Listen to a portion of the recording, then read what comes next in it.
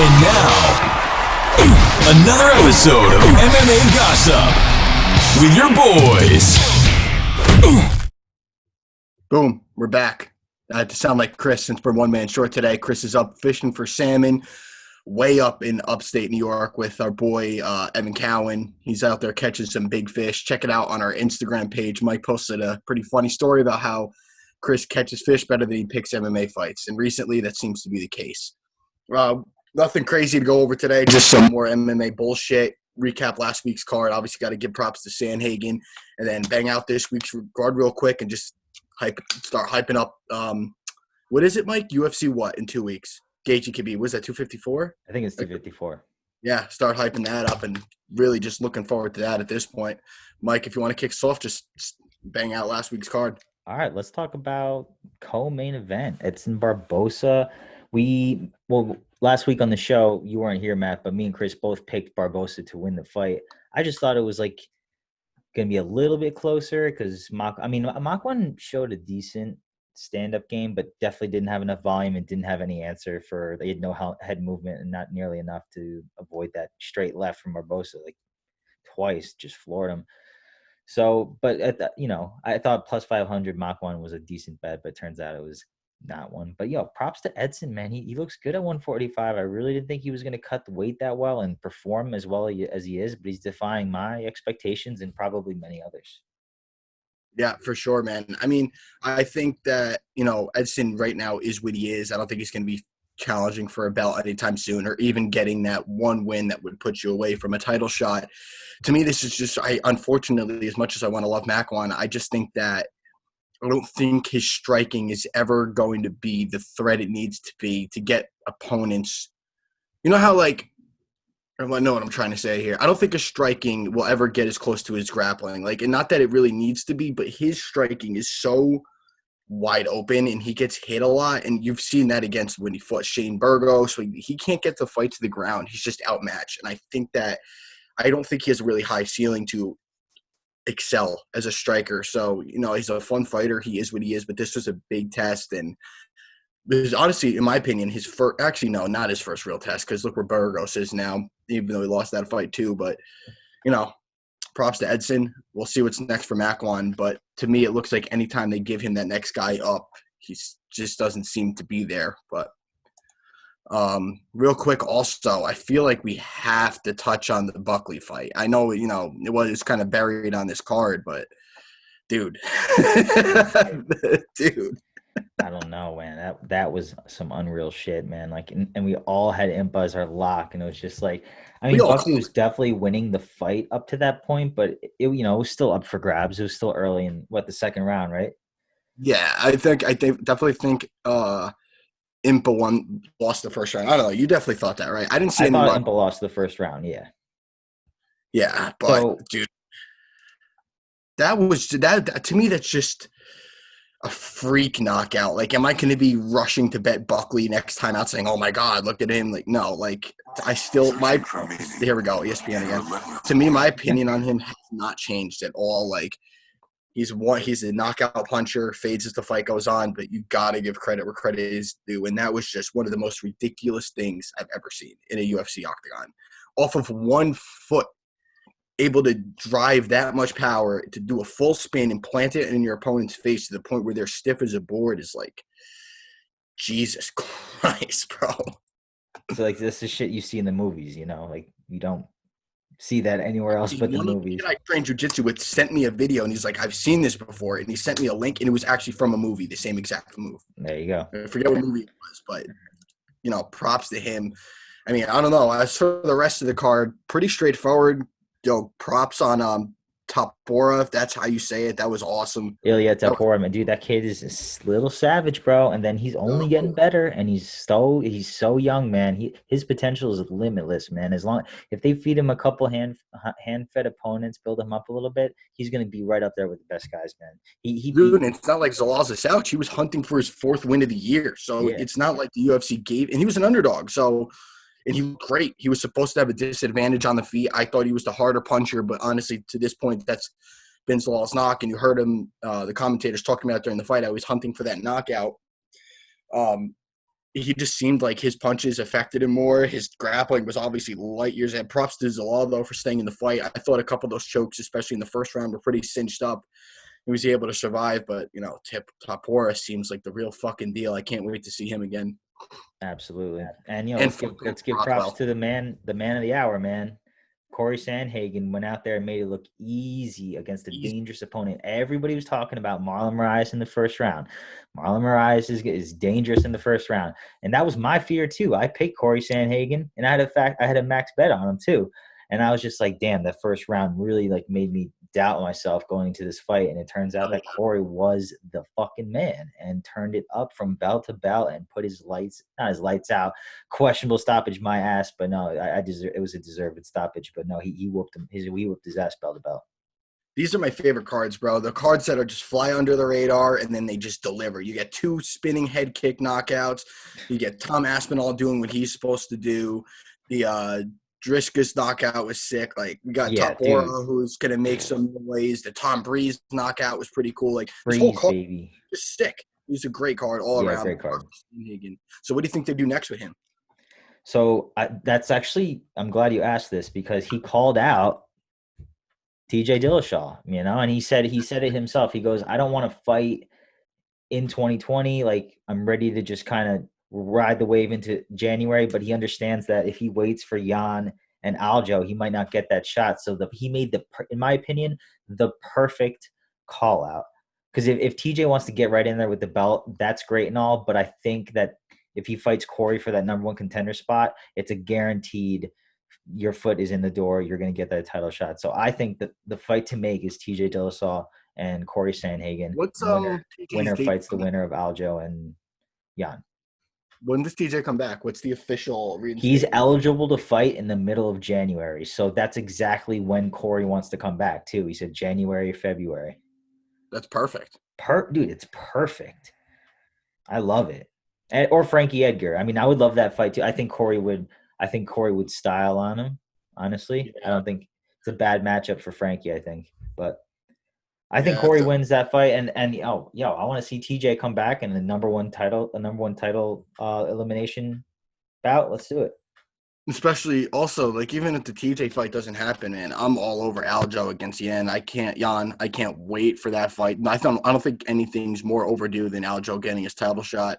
So even if he doesn't fight TJ, he could always just wait for that title shot because that's an enticing fight to give Sandhagen a rematch after stopping Moraes the way he did. And really with Cody in flux right now, I mean, you're not really giving a title shot to Frankie Edgar.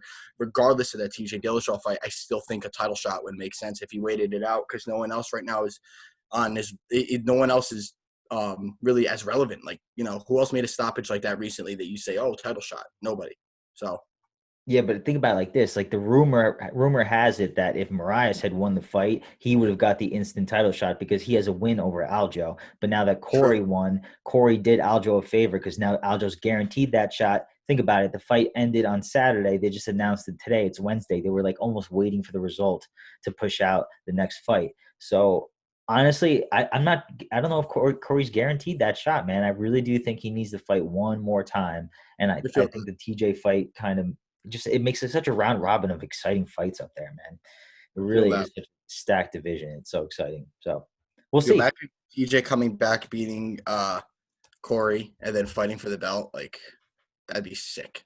Dude, and TJ pulls numbers, man. That trilogy with Cody Garbrandt was lights out for the UFC. They made a lot of money on that trilogy. So like TJ's a big name.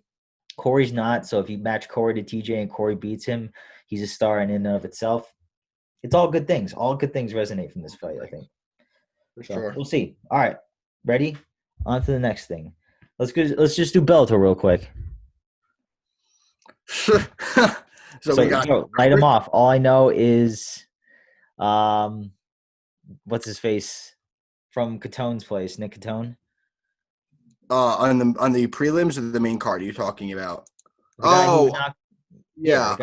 They just fought Sergio Pettis in the main event and lost the decision. Ricky Bandejas.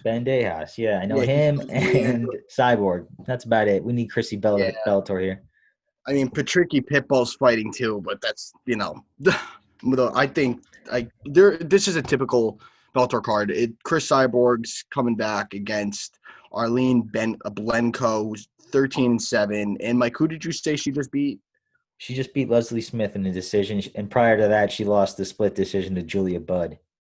Yeah, so that pretty much, as thin as the women's MMA world is right now, that qualifies you for a fight against Cyborg. I actually haven't seen the odds on it. I'm curious to see what they are. I'm assuming she's just a huge favorite, no? She's got to be. How can she not be? I mean, she's the best in the world besides Amanda Nunes. Like, it's her and the Nunes and a country mile. Yeah, she's minus 1,200. So, oh, jeez. Jesus Christ. Yeah, so Chris Cyborg's back, basically. What's the bet? We got a Jersey boys. Mike just mentioned Ricky Bandejas is back in the octagon. We always talk about him too. I'm such a big Bandejas fan. Like, I really want him to win this fight. He's a Jersey guy. I know last time he fought, we were all on him, but we were all kind of like fanboying a little bit. 100%, dude. If I was of clear mind and head and heart, I would have totally picked Pettis to win because, dude, Pettis like outclassed him. Yeah. Bandejas is just more explosive and more of a threat to finish, but in terms of just volume and winning rounds, all Pettis. So I'm not too familiar with Leandro Higo.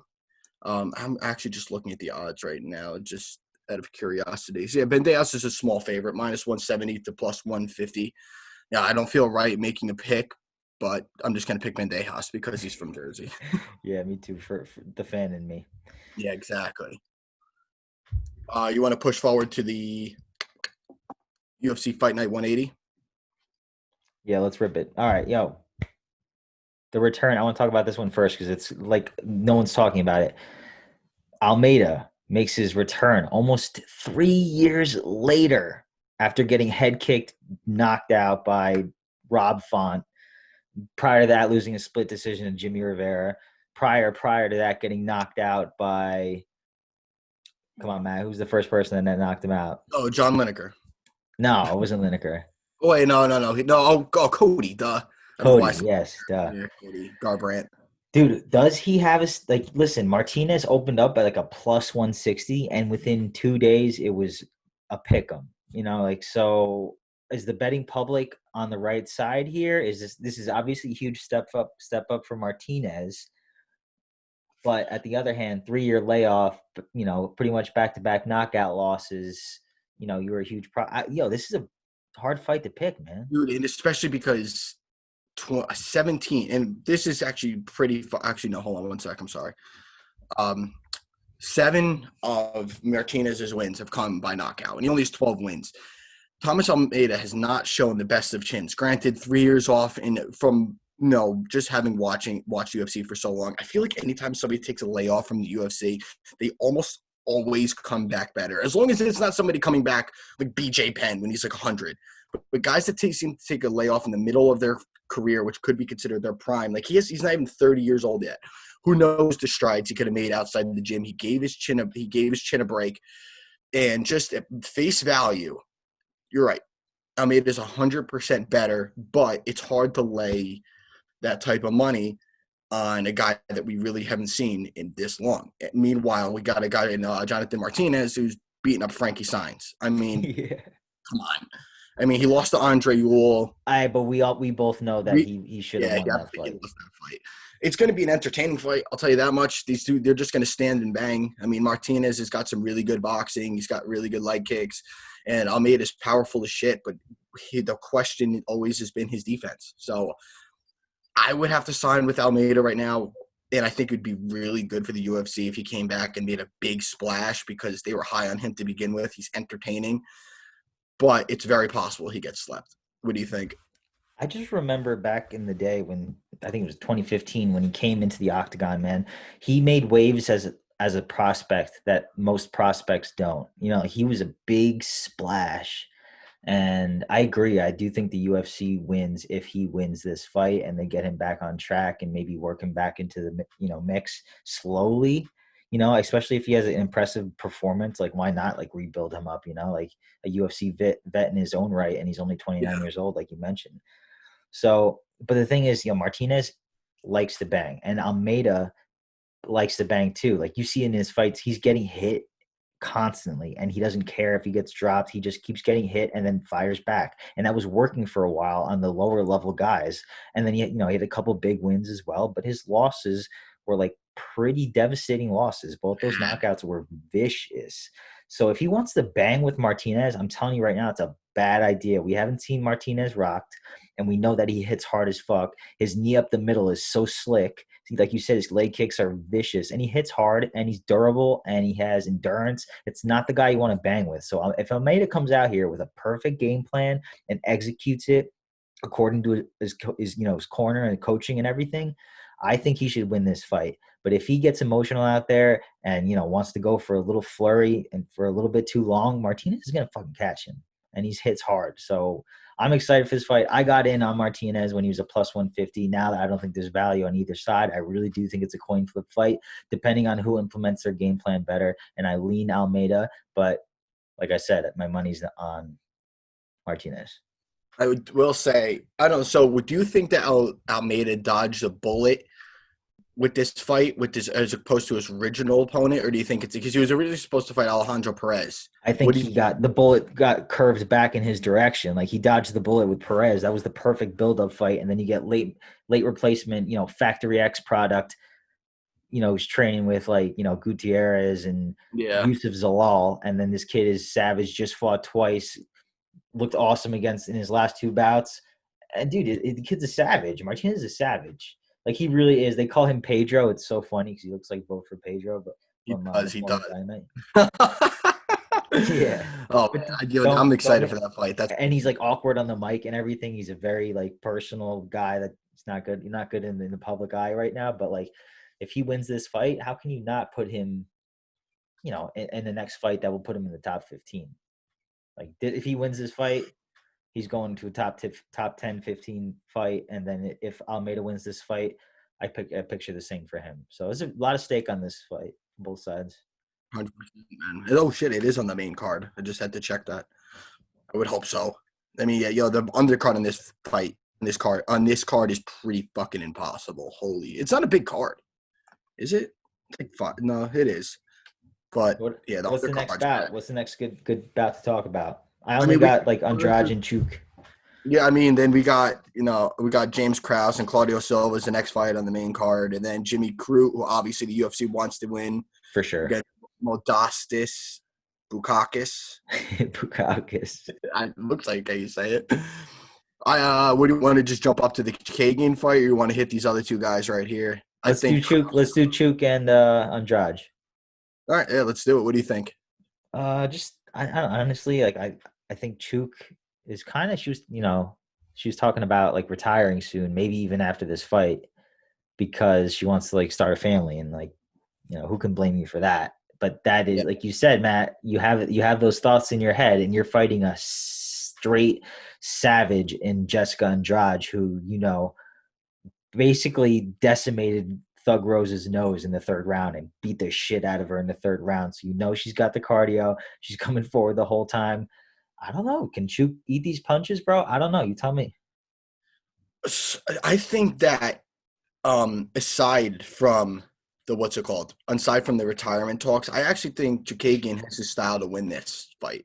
I agree. I 100% favor her, because I basically favor anybody over Andrade that has more technical stand-up and doesn't just come out throwing bombs. If Chookagian could work her kicks and work her jab and kind of just take the Rose Namajunas game plan and implement it in this fight, I think it's her fight to lose. But, man, I cannot go against Andrade. I thought she looked really good last time out. She's obvious edge and power. She has that one punch power. Chookagian does not. She's more of a volume striker. So I am going to she's playing tennis in there. Exactly. This is a point fight. It's not a point fight. This isn't kickboxing over in Thailand. So I got to give it to Andrade, man. I don't know. I was really, really, really, really, really going to take Chookagian until I just dug a little bit deeper. I pulled up, like you just said, I pulled out the retirement shit, and I'm like, that's a bad time to be fighting Andrade and talking about retirement, man. Yeah. So I'm going, and especially I love riding fighters that I think are really fucking good coming off of a skid. I think this is the most winnable fight that keeps her relevant for Andrade right now. I agree. Two fights good. This is a perfect opponent. Yeah, let's get it done. I'm on Andrade here. Word, let's get it. I think there's value there too. Minus 143 isn't giving her enough credit. I think she'd be like a minus 200. But hey, I'll take it. All right, let's go main event. Return of Brian T. City, fresh off of absorbing plus over 290 significant strikes from Max Holloway, who was an underdog that night. Go figure. Taking on the Korean zombie, Chang Sung Jung, who's coming off a tear ever since he's returned from his military service. He's just been crushing people. Frankie Edgar, absolutely. I know he's been finished before, but that finish was like devastating. That combination was lethal. You know what I'm saying? And what do you think? Who takes this? I'm all over Korean Zombie here. This is kind of a fanboy pick, man. I love Korean Zombie, but just even throughout Ortega's career, you could probably reference back if you go far enough back in our chat. I was just never an Ortega fan. I feel like, except for, I think it was the Frankie Edgar fight. Oh, let me just double check. Yeah, except for the Frankie Edgar fight, I honestly feel like he was losing every other single fight until he pulled off a last-minute submission. He was that's not just you who thinks that. The numbers back it up. Significant strikes. He was losing to Moicano. He was losing to Cub Swanson. Those are 2 third-round submissions, and the Cub Swanson was second round. And Cub Swanson won that first round. He's really he doesn't have the best stand-up. He's very flat-footed, very boxing-heavy, doesn't use a lot of kicks. And Korean Zombie could really take the fight anywhere. His stand-up fucking bangs. He hits harder, better movement, and he's completely capable on the ground. So I really do think from a personality, I like Ortega. He's the surfer bro. You know, he's got the whole Mexican vibe going on. He's the shit.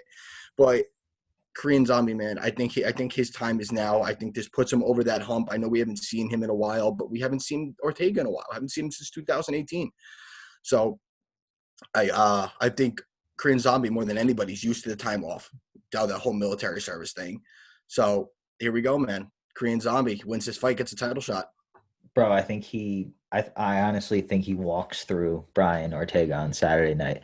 I think it's going to be a one-sided beatdown. Like, dude, the numbers don't lie. He was losing those fights until he won. And you can't discredit somebody for making that kind of comeback. You know, not every fighter has it in them to be losing a fight and then win.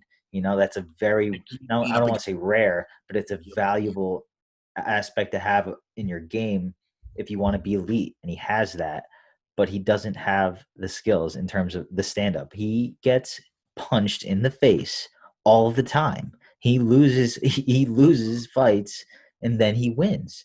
So if you got someone like Zombie whose stand-up is probably light years better than anybody that he's fought. Like, I think his stand-up is better than Holloway's. I think his stand-up is better than Frankie's. And then you have his combinations are just lethal. And then Brian is either going to have to take all these punches or get knocked out. So I don't see it going to the ground. I think Korean Zombie's stronger and will not let it go to the ground unless it's by his own will. Or, you know, so I got Zombie here, and I think minus 190 is being generous. I just want to correct myself real quick. He did finish Guida in the third round, but it was not a sub. That was the Brandao fight. That was a triangle. He finished Guida via knees. Regardless, he was losing that fight and had a random finish. His guillotine is just so nasty. Specifically, which is odd, his standing guillotine. He just cinches that neck up. But honestly, I really do think that's the only thing that Korean Zombie has to look out for. Just protect your neck, bro. Protect your neck. Shield it up. Because his chokes are legit and he's got long arms. But outside of that, I think Korean Zombie checks every box he needs to win this fight. All right, let's move on to Ali Abdelaziz offers Tony Ferguson, I think upwards of $200,000 to fight Islam Makhachev because Islam's opponent fell through. He responds with, "Fuck your bribe." Quote, this is his tweet, exactly, word for word. He gives the middle finger and then a nerdy face with the glasses. He goes, "Fuck your bribe, lowlife. Tell your client on Instagram at Khabib Nurmagomedov, since you run his Twitter account, in parentheses, hashtag he owes me 200K and 20 push-ups." What do you think of that response by Tony? And in the terms of like not just like the financial aspect around it, but like what does it mean? Like that offer, what does that mean? What's the message behind the offer, and what's the message behind Tony's response? So I thought about this because I knew we were going to talk about it today. I don't blame Tony for turning this fight down because the last time we saw Tony, hate to say it, it's a winnable fight for Islam, man. I think his style could give Tony problems. And Tony, 36, 37 years old? Regardless of the money, why the fuck are you taking that risk? There's no point. That is not getting you any closer to a title shot. There's no point for you to take that fight. I think he still wants the Khabib fight. It's been scheduled how many fucking times? Like 1,000. 5. Unfortunately, I don't think it's happening solely because you're getting a lot of talks about Conor and Dustin right now. Depending on the outcome of the Justin and Khabib fight, I think if that fight does happen, whoever wins that's fighting for the belt again. And even if even if Conor turns down that Dustin fight, if Justin beats Khabib, I think he gives Conor that fight because it's a winnable fight for Conor. But I think Tony basically, all in all, just wants to keep himself in the Khabib / title shot mix, which I don't blame him. At this point in his career, but with Islam, I would easily be the biggest jump in competition. Like, he looks great, but he's beat fucking poop sticks. He's beat Dobby Hamos, Caden Johnson, Gleison Tebow, and he's $1 billion. And then Armin Saryukian had some hype. That was a good fight. That was a good fight, man. That was a great fight. Very good fight. But I do think Tony would be favored. I think he would win that fight, but I just don't think it's worth it. He wants Khabib. He's nuts. It's not happening. I really don't think it is. And I don't think people would be as excited as they were the first 5 times because of how fucking bad Gaethje beat him. Like, it's fresh in my memory. I'm sure it's fresh in everybody else's. It's not that same Tony that you saw slashing up everybody. It's like, oh, look at all Tony Ferguson's opponents end up looking like this, and then he gets fucking murdered. Like, I would like to see it one day, but just not right now. There's too much going on in the division for me to entertain that fight. Right. And what do you think about the whole, Dustin Poirier and McGregor? Actually seems like it might be a real thing, and it actually might get announced in the UFC. Obviously, there's no charity match. That's not happening.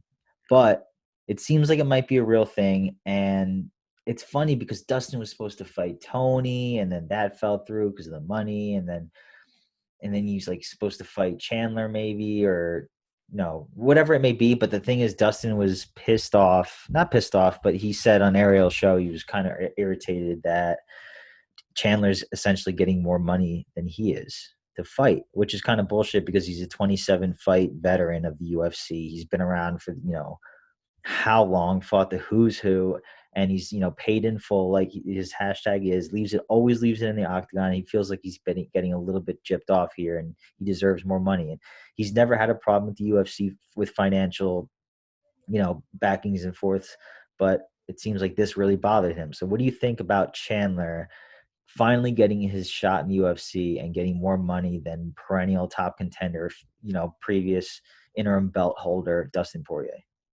Well, I'm biased because I love Dustin, and you mentioned before the Conor Dustin fight, I would be watching the fight like this. Just don't want to see any of these guys get slept, but it would be completely possible. I get from a business perspective why Chandler is receiving that more money, because I could promise you that's exactly what happened in his contract negotiations, and that's exactly why he's not with Bellator right now. They did what they had to do to pry talent away from a competitor. I get it. But I do not think somebody that's fighting fucking Justin Gaethje, Eddie Alvarez twice, Dan Hooker, Khabib, like murderer's row of 155, he should not be making more money than him. That's insane. He's a former belt holder. I know he was interim, still held a belt. That's crazy. Should not happen. Dustin he means too much to this division, too much to this roster, and I think you need to pay your stars, bro. Like, he's as promotable as it gets. Like, he's one of your guys. You could put him on any fucking co-main if Conor's on it, and like you need a co-main event. You could put him on any pay-per-view. You could put him anywhere, and he will draw an audience. He's only on pay-per-views right now. Like, come on. He headlined 2 pay-per-views. What? Dustin has headlined 2 different pay-per-views. Exactly. And then the Dan Hooker fight, he's headlining out. Was that Fight Island still? No, that was back here, right? I'm not sure. I think it was back in the Apex. But regardless, he shouldn't be making more money than him. I get why Dustin was pissed. I do think this fight with Conor happens. I kind of hate that it's going to happen. And Dana White seems strict on it, man. He said he's not budging on the date either. I don't see that fight going any differently. Conor, even though we haven't seen him, he's just too smart to get dragged into a brawl. That's like, dude. Dustin, yeah, I think he wins that fight 9 times out of 10. It's a perfect matchup for Conor. Like, think of it. That's the thing about UFC that people don't realize. Like, I was on Twitter the other day and I made like obviously I'm a nerd and I'm like tape studying, and I made a tweet about like the second fight going on, and then someone commented and was like, yeah, but he got destroyed in his last fight. But I was like, yo, do you watch his other footage? You know what I'm saying? He's got, he's 23 years old. He made his debut. I'm talking about Ziam on the prelims. And it's just like, you have to realize it's all about matchup. It's not about, oh, yeah, we got destroyed in his last fight. Oh, yeah, well, he got destroyed by Khabib. But it's a stylistic matchup. So, like, that's why MMA math does not work. Because I think Conor destroys Dustin. I think Conor probably destroys Gaethje.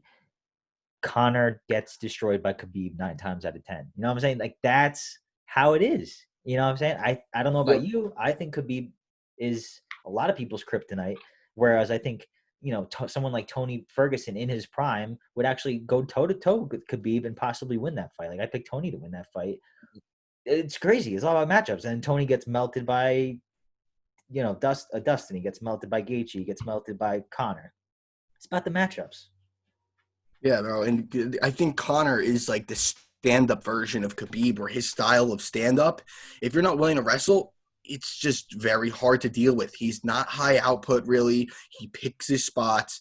His distance control is fucking perfect, and he knows exactly how to throw just enough without fully engaging in a brawl. He's very calculated. And against guys like Justin, who's so put your head down and brawl heavy, even though he's seemed to go away from that a little bit, as the fight goes on, it just brings out the dog in you. Same with Dustin.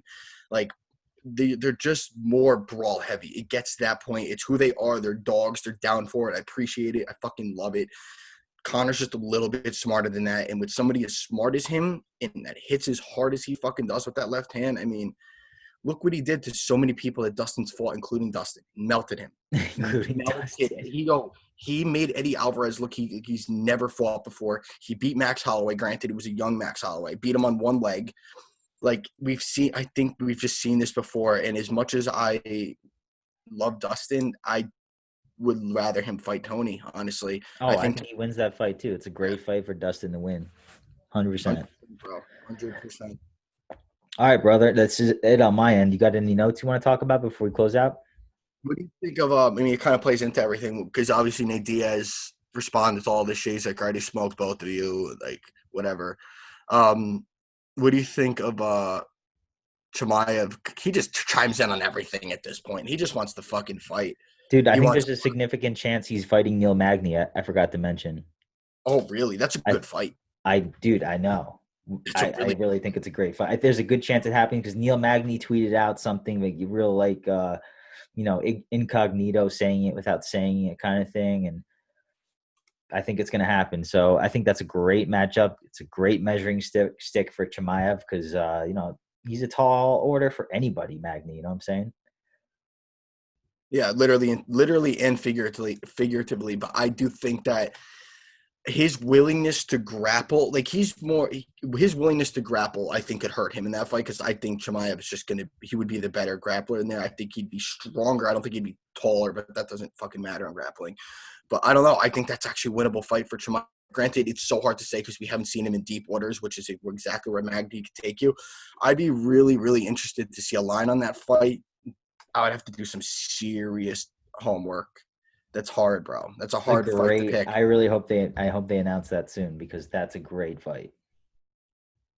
Do you think, continuing on this whole 170, 155 train here, what do you think Tough is going to end up being? Because you saw Khabib say, I don't care if they offer me like $5 billion. I won't give Conor the satisfaction of hosting Tough with me. Like, I don't believe that. I think I don't believe that either. No, like if Dana really said, here's $1 billion, fucking just shut up and do this with Conor, he's going to fucking do it. And dude, if he said, here's $1 billion, he will sing the national anthem for Ireland and do it. Could you imagine? He would Dude, sing he in the would. middle of Dublin. $1 billion? Yeah, he'll do it. So who do you think? Because it seems like. So do you think the goal right now is to have Khabib and somebody, or they only want Khabib and Conor?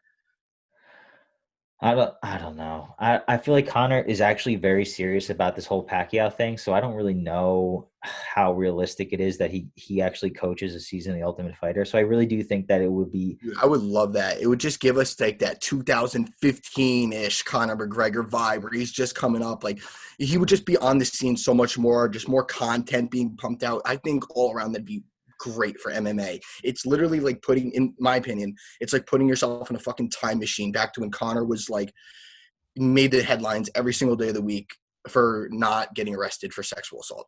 Yeah, those were the days, right? Right, dude? I would love to see that. I really hope it happens. I really hope Khabib wises up because it's good for your career too, dude. It's more exposure for you and especially more exposure to like American fans that really just the casuals that just don't fully fucking grasp how good you are and like the aurora that is Khabib. Like it's more exposure for you. It's not a bad thing. You get paid. Just shut up and do it. Yeah, honestly, if they pay him the right price, I think they'll do it. I'm just more worried about Conor. I don't know if Conor doesn't need that, obviously, and I'm not sure if he's all about. I don't know. I don't know, man. I feel like he really is serious about this Pacquiao fight, and he's fighting Dustin Poirier to like help prepare for a southpaw. So what if he loses to Dustin? You think he goes and fights Pacquiao anyway? I think he definitely goes and fights Pacquiao in that case because I don't know. I feel like every fight for Conor is make or break, no matter what. Like even if he keeps winning, it's make or break because he's so that colossal and such a big figure in the sport that like him losing is just as monumental as him winning, and so like it matters every single time just as much as the last time, if not more.